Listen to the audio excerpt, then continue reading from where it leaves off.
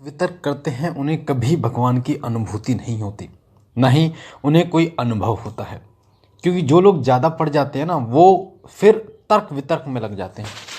आप देखना कि जिन्हें दर्शन हुए भगवान के, जिन्हें सवारी आती है, जो भगवान से बात कर पाते हैं, या फिर ऐसे लोग जो पूछा देख पाते हैं, या स्वप्न में जिनको संकेत मिल जाते हैं, वो सभी लोग वो इतने पढ़े लिखे नहीं थे।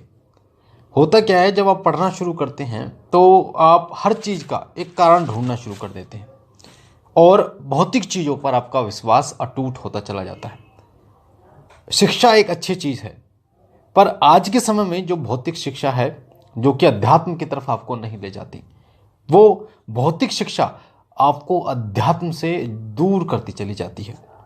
पहले के समय में गुरुकुल में आध्यात्मिक शिक्षाएं दी जाती थी, जिससे व्यक्ति ईश्वर के और नज़दीक जा पाता था, साथ ही मोक्ष की प्राप्ति हो पाती थी। आप महाभारत उठा के देख लीजिए, रामायण उठा के देख लीजिए, या किसी भी महापुरुष को आप ले लीजिए, वो अध्यात्म की शिक्षा को ग्रहण करते थे, ना कि भौतिक शिक्षा को।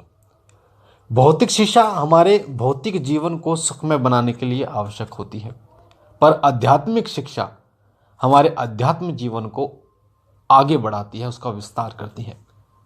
सभी का उद्देश्य एक ही है, वो है अध्यात्म से जुड़कर मोक्ष की प्राप्ति करना, उस ईश्वरीय तत्व को प्राप्त करना जिसके लिए आप या हम इस धरती पर आए हैं, जिसके लिए मनुष्य जीवन हमें मिला है।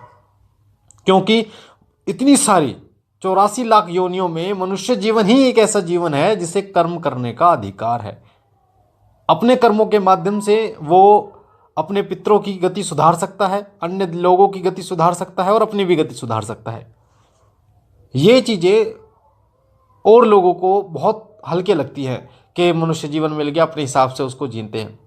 पर मैं आपको बता दूं, जो इस मनुष्य जीवन को अध्यात्म रूप से जीता है, आध्यात्मिक हमारे धर्म ग्रंथों में इस जीवन को जीने के तरीके बताए गए हैं कि उस जीवन में आपको क्या क्या करना चाहिए। जैसे उदाहरण के लिए मैं आपको बता दूं, ब्रह्म मुहूर्त में उठकर पूजा करना आपको चाहिए, अपने दैनिक काम भी आपको करने चाहिए, गृहस्थ में भी आपको रहना चाहिए, और साथ ही आपको जप तप प्राणायाम आपको करने चाहिए, साथ ही अपने जितने भी सगे संबंध है वो भी आपको निभाने चाहिए।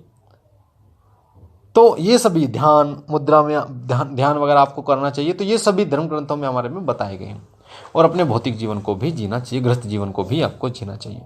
पर जो लोग अपने भौतिक जीवन के आधार पर ये बोलते हैं कि भगवान नहीं होता, इसका प्रमाण दीजिए, उन लोगों के लिए विशेष ये जानकारी है कि भगवान जो है वो अनुभूति करने की चीज़ है, वो भौतिक नहीं है। भौतिक तो चीज़ें होती हैं जो बेजान होती हैं। भगवान जो हैं, ईश्वर जो हैं, वो उनको अनुभव कर सकते हैं आप। जैसे गर्मी को आप अनुभव कर सकते हैं, वायु को आप अनुभव कर सकते हैं, उसी प्रकार से ईश्वर को अनुभव किया जा सकता है। जिस प्रकार अग्नि को आप अनुभव कर सकते हैं, ये गर्म है ठंडी है, उसी प्रकार ईश्वर को भी सिर्फ और सिर्फ अनुभव कर सकते हैं। जो लोग पूजा उपासना करते हैं, उन्हें जो संकेत मिलते हैं, वो उन पर दृढ़ विश्वास करके जब पूजा करते हैं तो उन्हें संकेत के साथ ईश्वरीय दर्शन होते हैं। गोस्वामी तुलसीदास जी को जब प्रेत ने दर्शन दिए, यानी प्रेत जब मिला और प्रेत ने बोला कि हनुमान जी के दर्शन आपको, श्री राम के दर्शन चाहिए तो हनुमान जी को आपको पकड़ना होगा, और रामायण के पाठ में सबसे पहले आने वाले व्यक्ति और सबसे लास्ट में जाने वाले व्यक्ति ही हनुमान जी हैं। अगर वो विश्वास ना करते तो कभी उनको भगवान हनुमान जी और भगवान श्री राम लक्ष्मण के दर्शन नहीं होते। तो इसलिए विश्वास बहुत ज़रूरी होता है। आपके दीपक में फूल बनता है तो वो एक विश्वास है। आप अगर विश्वास करते हैं कि ये आप ईश्वरीय कृपा के कारण बनता है, तो आपकी पूजा भक्ति बढ़ती चली जाएगी। साथ ही अगर आप माला पहनाते हैं फूलों की, फूल चढ़ाते हैं और फूल गिर जाते हैं, कई वीडियो में आपने देखा होगा, तो वो भी ईश्वरीय कृपा का संकेत होता है कि विश्वास आप करते हैं कि उन्होंने, भगवान ने आपको फल प्रदान किया है, तभी वो फलित होता है। सपने में आपको दर्शन हो रहे हैं, ज्योत में आपको अपने ईश्वरीय दर्शन हो रहे हैं। मैंने कई लोगों के साथ ऐसा देखा, जागरण में या जो अखंड ज्योत जलाते हैं, बिल्कुल स्वरूप वही ज्योत में बनता है, ज्योत में वही स्वरूप बनता है। जैसे हमारे गोगा झारवीर में हमारे घर के कुल देवता हैं, तो वो नीले मतलब घोड़े पे बैठे हुए उसी प्रकार बनते हैं। भगवान शिव शंकर भोलेनाथ का शिवलिंग बनता है, तो ये विश्वास जब आप करते हो ना कि हाँ मुझे दर्शन दिए हैं, तो वो फिर आपकी भक्ति उच्च लेवल पर पहुंचनी शुरू हो जाती है, या आप जो बोल रहे हैं वो सच होने लगते हैं। सवारी किसी व्यक्ति को आती है, पूछा कोई व्यक्ति दे रहा है, या बात कर रहा है वो ईश्वर से, तो ये सब, या आपने देखा होगा भगवान अमरनाथ के मंदिर आप जाएंगे, अमरनाथ, तो वहाँ शिवलिंग बनता है, बर्फ का शिवलिंग बनता है।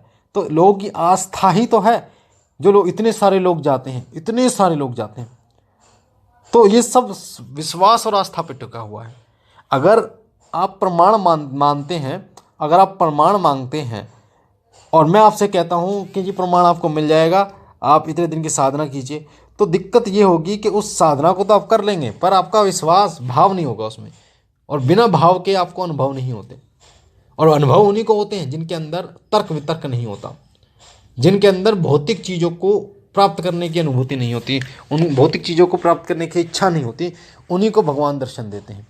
इसलिए इस चीज़ का विशेष रूप से आपको ध्यान रखना है कि भौतिक चीज़ों में ना जाकर आध्यात्मिक चीज़ों में आप जाइए, और विश्वास के साथ आप सेवा पूजा कीजिए, तो आपको निश्चित रूप से आपको दर्शन होंगे, निश्चित रूप से भगवान आपको दर्शन देंगे, अनुभव देंगे, और आपको पता चलेगा कि हाँ ईश्वरीय सत्ता है। कहीं ना कहीं उन्हीं की इच्छा से ये चराचर चल रहा है, उन्हीं की कृपा से ये चराचर चल रहा है।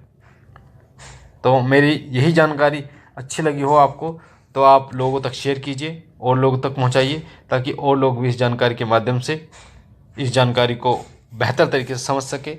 मैं बाबा भोलेनाथ से विनती करता हूँ, बाबा भोलेनाथ आप पर अपने सीम कृपा बनाए रखें, आप और आपका परिवार सुखी रहे, स्वस्थ रहे, खुश रहे। हम मिलते हैं एक नई जानकारी के साथ, तब तक के लिए ओम नमः शिवाय, ओम नमः शिवाय, ओम नमः शिवाय।